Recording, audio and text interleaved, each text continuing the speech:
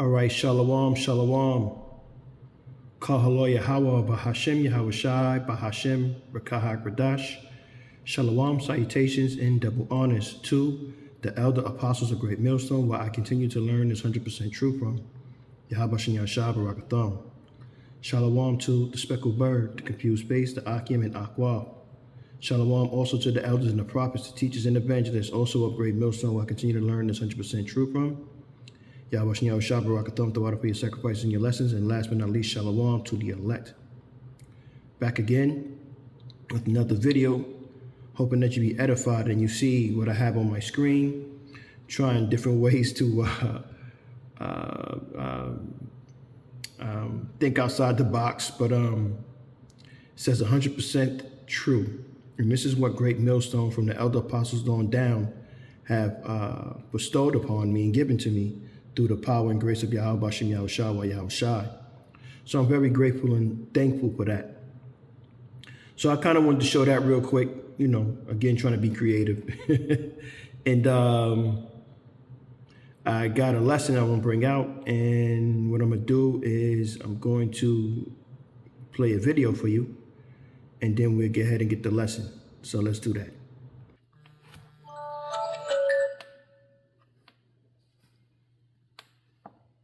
Jews do business everywhere around the world.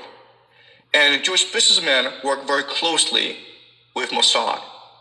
And as such, they have influence in a lot of places that they shouldn't have. And the third attack vector is the Bible. Why? Because if you're a Christian, and there are many Christians who believe this, you believe that the Jews are God's chosen people. So if you look at what's happening in the Middle East, all this conflict between Israel and Palestine, a lot of this conflict is being supported politically in the United States by a group of people called Christian Zionists. And these are Christians, they're not Jews, they're Christians who believe that Israel should achieve the Greater Israel Project because this is part of God's plan. And the pawns for the Israelis are basically everyone else, okay? So a lot of the hardware underpinning the global IT infrastructure is being controlled by the Israelis. So now we go to the fourth player in this great game, and that's Iran. So Iran, it is a theocracy. People are not afraid to die for what they believe in Iran. But the weakness is that it can alienate the majority of the population because only a minority are religious zealots in Iran. Most people just want to live a decent life. So they feel that these mullahs, the IRGC, are a threat to their peace and prosperity, then they might rise up against the mullahs. Which is what we've seen over the years, right? Exactly. So this is the political system of the Iranians. Their grand strategy is to unite the Muslim world under leadership. They have three attack vectors, okay? The first attack vector are the proxies. Hezbollah, Hamas, and the Houthis. Another attack vector is their asymmetrical warfare, meaning using drones and missiles to create as much economic damage as possible. Mm-hmm. And the third attack vector is their geography or their topography. They are a fortress, so it's almost impossible to invade them. Right? So that's their Shia militiamen, these religious zealots who are not afraid to die. Essentially, many of them could be suicide bombers. Okay, and so for them, this is a religious war. Okay, so now we're seeing how this entire battlefield unfolds across the world. All right, so I've mapped up the grand strategy of these different nation states who will be involved in World War III. Let's look at our present situation, okay? So what we have so far is that the Russians are occupied with their army in Ukraine. Okay, this is where their infantry, their artillery is based. At the same time, Russia has something called the shuttle fleet. And these are about 1,000 tankers that evade sanctions around the world, okay? And this is essentially their navy. America is the most powerful military in the world. they have the most sophisticated air supremacy as well as a control over the sea lanes. And it tries not to use infantry because that creates civilian casualties and that pisses everyone off in America. Okay? The Israelis are essentially a mercenary army aligned with the American Empire, doing the bidding of the American Empire. It's fighting against Lebanon as well as Iran. The Iranians, they don't have much of an air force, but they use a lot of drones to threaten. So this is where we are so far. According to the grand strategy, we can predict how they will make their moves over the next few months, over the next few years. America doesn't really care about this war in Iran because what America wants to do is force the entire world to become dependent on American weapons and resources. And you do that in two ways. The first is you control the strategic choke points of the world. And they include the Strait of Hormuz. But you also want to control the Strait of Malacca, or over here, because that blocks off East Asia. You also want to control the Panama Canal. You also want to control Greenland. You also want to control the Strait of Gibraltar. You can see the American Navy expanding outwards and occupying all these maritime choke points. At the same time, you want to use your technological supremacy, your aerial supremacy, your drones, to destroy the world's critical energy infrastructure. Already we're seeing oil refineries being destroyed throughout the world. Oil refineries. Oil refineries, yes. Yeah. So you, as America, you're trying to deplete the world's energy inventory, so they're forced to beg you to supply energy, right? And once this market is created, then you can build infrastructure for Venezuela. You can take over Canada. You can control Mexico. You can take over Greenland, okay? The Russians have no choice but to respond, because if the Americans are controlling the strategic choke points, your shuttle fleet is rendered redundant, useless. So how do you ship your oil around the world? Well, you have two options. I'm just going to build railways to unite the Eurasian continent, okay? And I'll transport my oil using pipelines and railways. The problem with that is now that you're vulnerable to American aerial supremacy, drone attacks. So you have no choice but to arm your shuttle fleet. And now what's going to happen is this conflict in the oceans between Russian shuttle fleet tankers that are trying to transport oil around the world and these American destroyers who are trying to capture or destroy these shuttle tankers. Now, the advantage that Russia has is that America doesn't have that much naval assets anymore. It used to, but not anymore. The other thing is that the world really needs energy, so you can imagine China financing the militarization of the Russian shuttle fleet. Jews.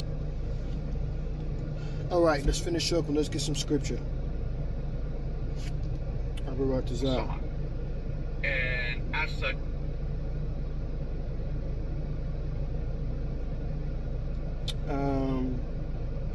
let's go to Joel 9, Joel 3 and 9, and it reads, "Proclaim ye this among the Gentiles. Prepare war. Wake up the mighty men. Let all the men of war draw near. Let them come up. Beat your plowshares into swords, and your pruning hooks into spears.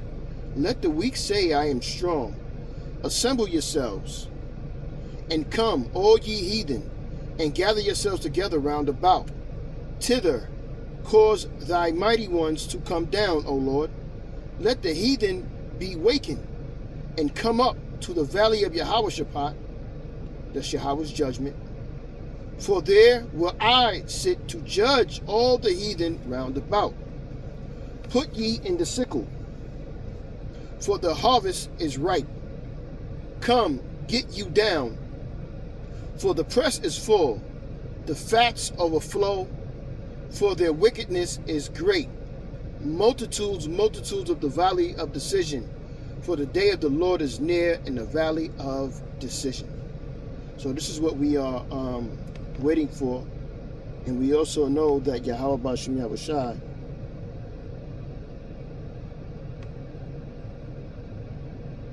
so like just looking at numbers real quick. And we also know that Yahweh B'Shem Yahushai is about to get ready to judge this place. Okay? The nations are being stirred up, you know what I'm saying, for this final war, because Yahweh B'Shem Yahushai is using the angels to get into their mind. You know, the military is building up. There's always constant rumors of wars. Israel won't stop with Iran. You know what I'm saying? The global tension is happening. You know what I mean? It's constant. You know, Isaiah 13 and 4 is a good precept where it talks about the Lord musters the host of the battle. You know what I mean? Jeremiah also 50 and 9 talks about the nations, you know, gather against Babylon.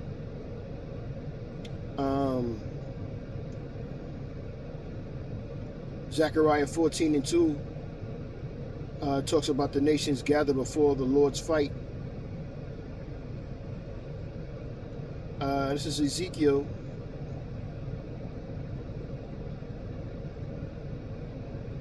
39.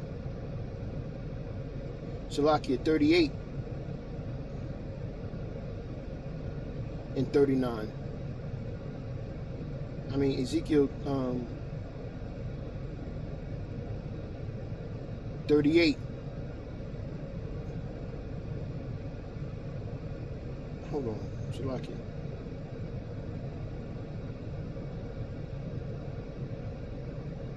I mean Ezekiel 38 and 39 talks about Gog and Magog. Salakia. And a precept is Daniel.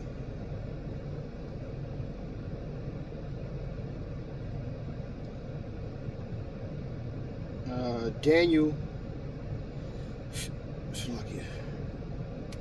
11 and 40,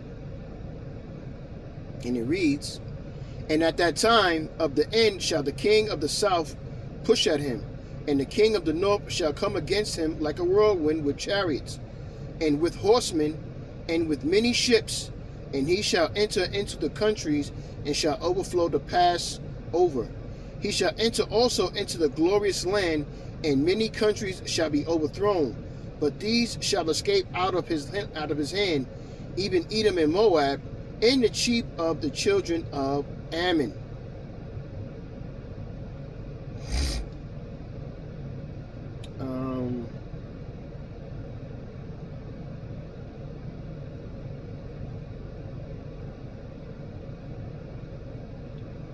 So, you know, the king of the north and the king of the south, they're going to do battle. This is what, you know, the professor was talking about, that it's inevitable that these things must happen. You know what I mean? And again, the scriptures tell you that the hand of the kings, the heart of the kings is in the hand of Yahweh B'Shem Yahushai. So, you know, the nation, regardless of what they say or what they think, the nations are going to be gathered together to get ready to do this fight. This is verse 42, Daniel 11:42. "He shall stretch forth his hand also upon the countries, and the land of Egypt shall not escape. But he shall have power over the treasures of gold and silver, and over all the precious things of Egypt, and the Libyans and the Ethiopians shall be as his steps. But tidings out of the east and out of the north shall trouble him. Therefore he shall go forth with great fury to destroy, and utterly to make away many." So Esau can't continue to hold on to the nonsense that he got going on. So he's going to be destroyed. This is what's going to happen. Because what? The 10 horns, the EU, NATO is going to they're going to go against Babylon, right? What's that? Revelation Revelation 17.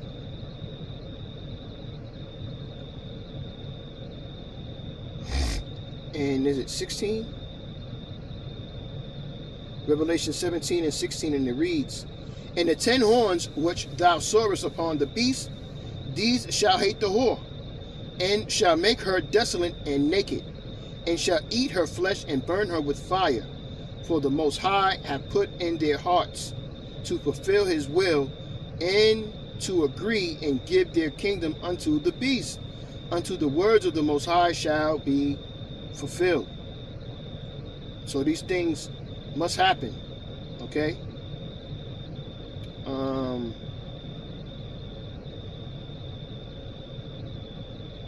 Let's see,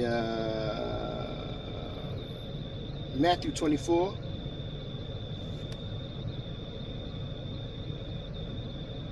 And 6. Slovakia.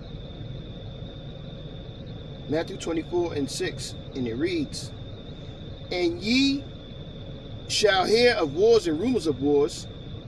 See that ye be not troubled, for all these things must come to pass, but the end is not yet." So Yahushua is warning us and letting us know in this time that there's going to be things that's going to happen, but we don't have to worry.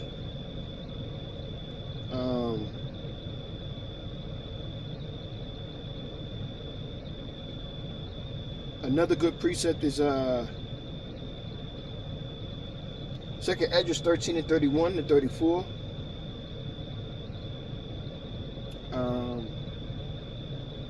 Daniel 12 and 1.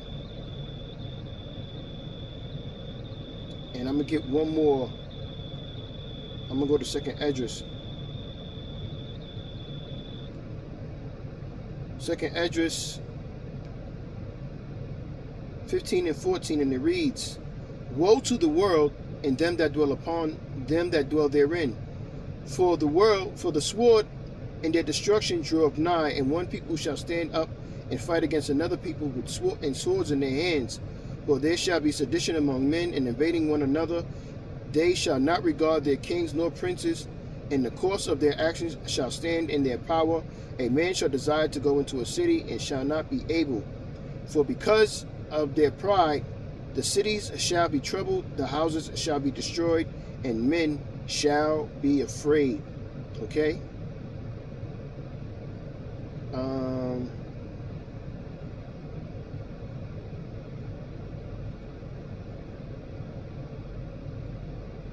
And that's all I got, man. I'm gonna leave it there. You know, Abarak Desire edifying with that, and I'm gonna say, "Call Yahweh Bahashem, Yahweh Shai Bahashem Rakak Radash."